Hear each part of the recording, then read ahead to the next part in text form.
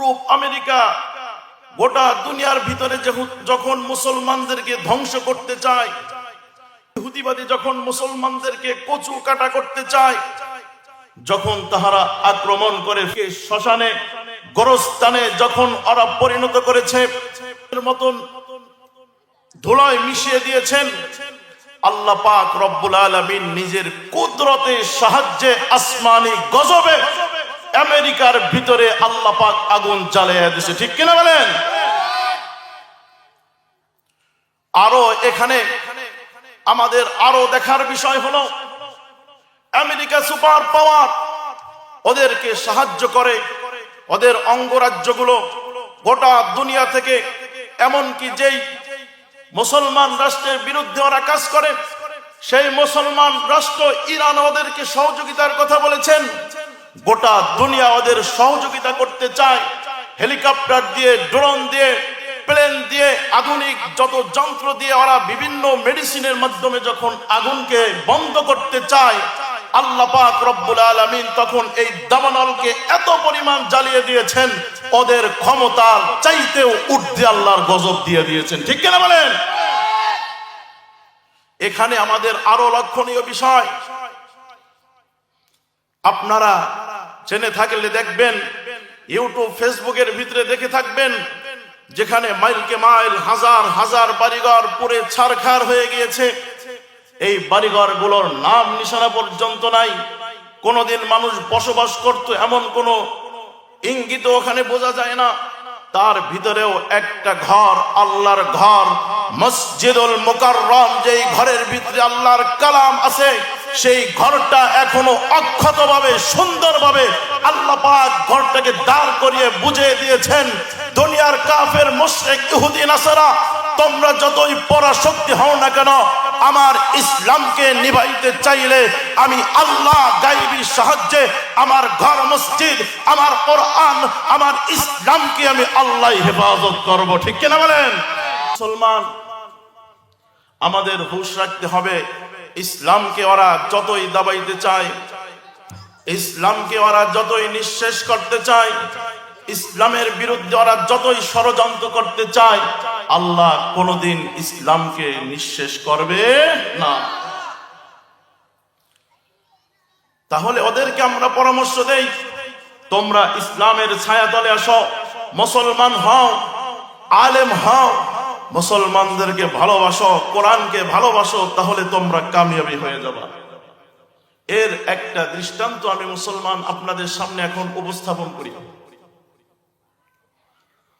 আমি আপনাদেরকে বলবো না সকলকেই আলেম হতে, আমি আপনাদের সকলকেই তালেবে ইলম হওয়ার জন্য বলি না, আমি আপনাদের সকলকেই মাদ্রাসায় পড়তে বলি না, কারোর সন্তানকে মাদ্রাসায় সকলের সন্তানকে আমি দিতে বলি না। কিন্তু মুসলমান, আপনি যাই না রাখেন, আপনি খেয়াল রাখেন, আপনি একটু লক্ষ্য করে দেখেন, দুনিয়ার বুকে দেখলেই আপনি বুঝবেন ইসলামের বিজয় আল্লাহ কিভাবে দেন, ইসলামের বিজয় আল্লাহ পাক কিভাবে দুনিয়ার বুকে দিয়েছেন, যুগে যুগে দিয়েছেন।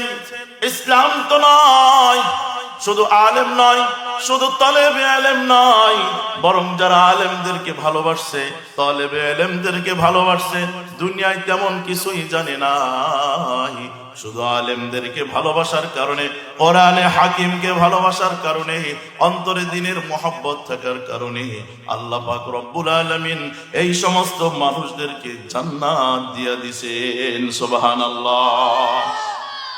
মুসলমান ভাইরা রে আমার, একটা মশহুর ঘটনা, হুসাইন আহমদ মাদানী রহমাতুল্লাহি আলাইহির একজন বিশিষ্ট মুনিদ, নাম তার মুন্সি তমিজউদ্দিন।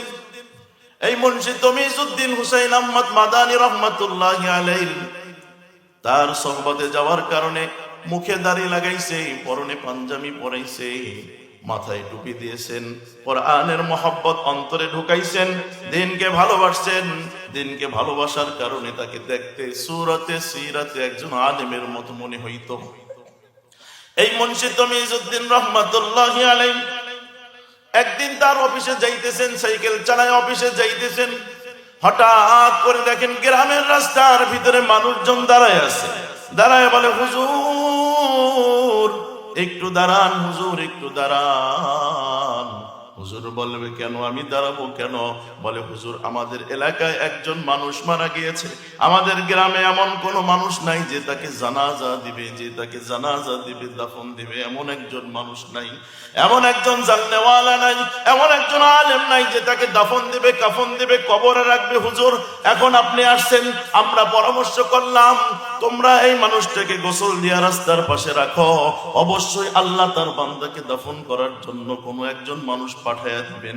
হুজুর আমরা সকাল থেকে অপেক্ষমান হয়ে আছি, আল্লাহ আপনাকে পাঠাইছে হুজুর, আল্লাহর কসম হুজুর এই লোকটাকে দাফন না দিয়ে আপনি এখান থেকে যাইবেন না।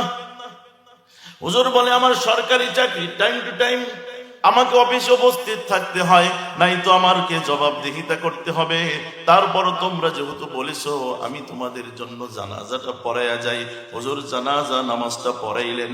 হুজুর জানাজা পড়ানোর পরে আবার রওনা দিলেন গন্তব্যের দিকে। মুসলমান হুজুরদের রওনা দেখা দিয়া হুজুর যখন রওনা দেয় পিছন থেকে ডাক দেয়, হুজুর যাইয়েন না, হুজুর যাইয়েন না।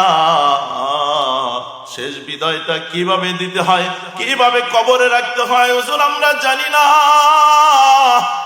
হুজুর এই লোকটার দিকে তাকাইয়া, মৃত্যু ব্যক্তির দিকে তাকাইয়া আপনি একটু সময় হইলেও মাটিটা দিয়ে যান হুজুর, প্রয়োজনে অফিসে গিয়ে আপনার জন্য আমরা সুপারিশ করব। হুজুর বলল ঠিক আছে। হুজুর ওই লোকটাকে দাফন দিলেন, দাফন কাফন দেওয়ার পরে হুজুর অফিসের দিকে রওনা দিলেন। ওই মুন্সি তমিজউদ্দিন অফিসের দিকে রওনা দিলেন।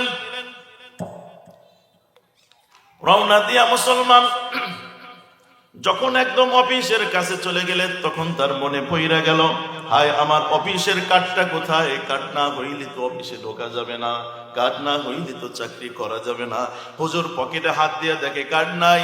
হুজুর রাস্তায় খুঁজতে বের হয়ে গেল, খুঁজতে খুঁজতে খুঁজতে খুঁজতে একটা পর্যায়ে সমস্ত জায়গায় যখন খোঁজা শেষ হয়ে গেল, হুজুর ওই কবরের কাছে যায় বলল এখন নিঃসন্দেহ কার্ডটা একমাত্র কবরের ভিতরেই পড়তে পারে। হুজুর এলাকার মানুষদেরকে ডাইকা বলে, ও মুসলমান তোমাদের উপকার করতে গিয়ে আমি নিজেই বিপদে পড়ে গেলাম, আমার কার্ডটা তো কবরের ভিতরে পড়ে গেছে। সকলেই বলে হুজুর কি করতে পারি আপনার জন্য? হুজুর ডাক দিয়ে বলে কবরটা একটু খোদাই করো। সকলেই বলে হুজুর যদি ইসলামের দৃষ্টিতে কোনো সমস্যা না হয়, আমাদের কোনো সমস্যা নাই হুজুর, আপনি এই কবরটা খোদাই করেন। হুজুর কবর খোদাই করলো মুসলমান। হুজুর কবর খোদাই করতে দেরি, কবরের ভিতর থেকে জান্নাতের বাতাস বাইর হইতে দেরি হয় না। সুবহানাল্লাহ।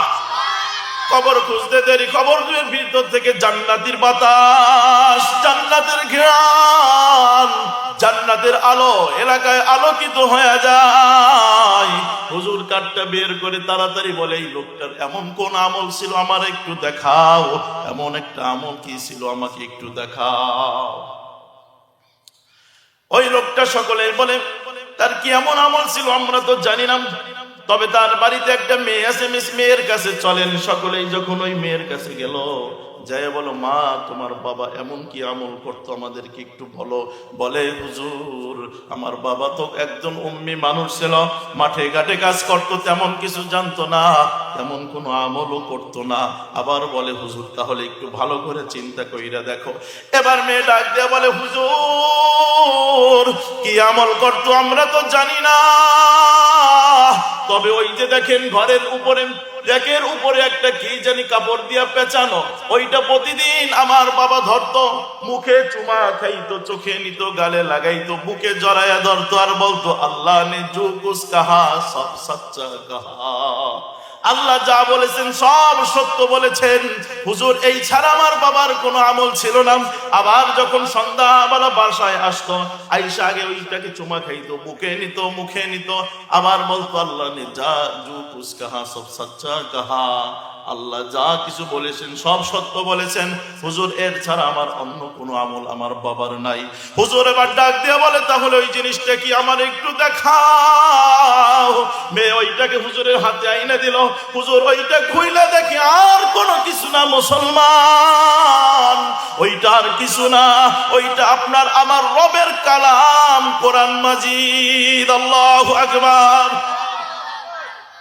এবার হুজুর ডাক দিয়া বললে, বুঝেছি মা, তোমার বাবার এই কোরআনের মহব্বত, এই কোরআনের ভালোবাসা, এই কোরআনের মহব্বত, কোরআনের ভালোবাসার কারণে আল্লাহ তোমার বাবার মৃত্যুর সাথে সাথে আল্লাহ তার কবরে জান্নাতের বিছানা বিছায়া দেয়। সুবহানাল্লাহ। তাহলে মুসলমান, আমরা যদি কোরআনকে ভালোবাসি, কোরআনকে যদি বুকে ধারণ করি, আমাদের লাভ না লস? বলেন, আমাদের লাভ আছে, আমাদের জন্য উভয় জগতে কামিয়াব। কিন্তু দেখা যায় কিছু কিছু মুসলমান সম্মানের জন্য, ক্ষমতার জন্য এই কোরআনকে অপমান করে কিনা বলেন? দেখুন, আমরা দেখেছি বিগত বছরগুলোর ভিতরে যারা ক্ষমতায় ছিল, ইহুদি খ্রিস্টানদেরকে রাজি খুশি করার জন্য, ভারতকে রাজি খুশি করার জন্য, হিন্দুদের রাজি খুশি করার জন্য কোরআনের বিরুদ্ধে আইন করে কোরআনের আলেমদেরকে জেলে ঢুকায়া কোরআনকে নিষিদ্ধ করার জন্য পায়তারা করেছিল, ঠিক কিনা বলেন? কিন্তু এই কোরআনের বিরুদ্ধে পায়তারা করার জন্য, কোরআনের বিরুদ্ধে আচরণ করার জন্য, কোরআনের সাথে বেয়াদবি করার কারণে, আলেমের সাথে বেয়াদবি করার কারণে ওই সমস্ত নেতা খাতা পলাবার পর্যন্ত কোনো জায়গা পায় না, ঠিক কিনা বলেন?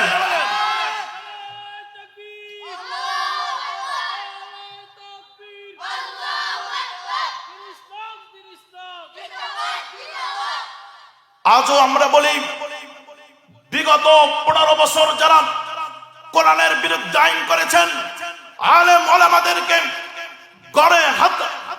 গড়ে পত্তায় জেলে ঢুকিয়েছেন, তারা যেভাবে পলানোর জায়গা পায় নাই, ঠিক তেমনি ভাবে নতুন করে ক্ষমতায় আসার জন্য আমরা দেখেছি বিগত কয়েকদিন আগে বিএনপির মহাসচিব মির্জা ফখরুল ইসলামের বিরুদ্ধাচরণ করে, কোরআনের বিরুদ্ধাচরণ করে শব্দ উচ্চারণ করেছে, কোরআনের সাথে রাজনীতির কোনো সম্পর্ক নাই, ঠিক কিনা বলেন?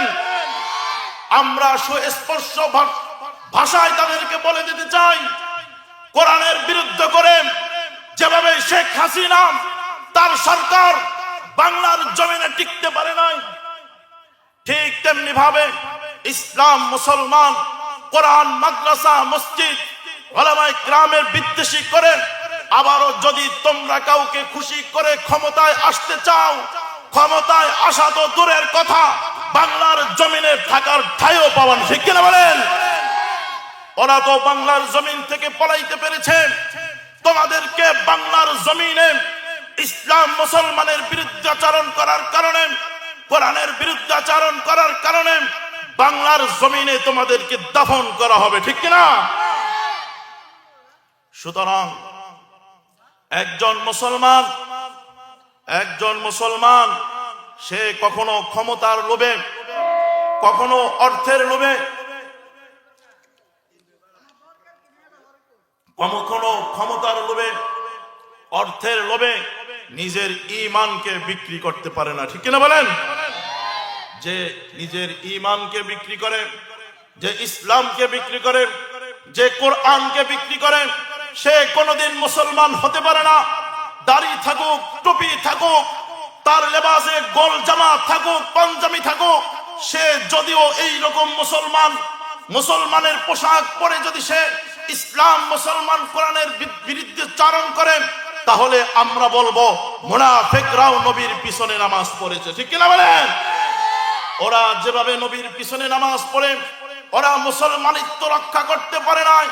তোমরা যারা আজকে ইসলামকে বিকৃত করে, কোরআনকে বিকৃত করে মুসলমান পরিচয় দাও, তোমরাও মুসলমান না, তোমরাও মুনাফিক, ঠিক কিনা?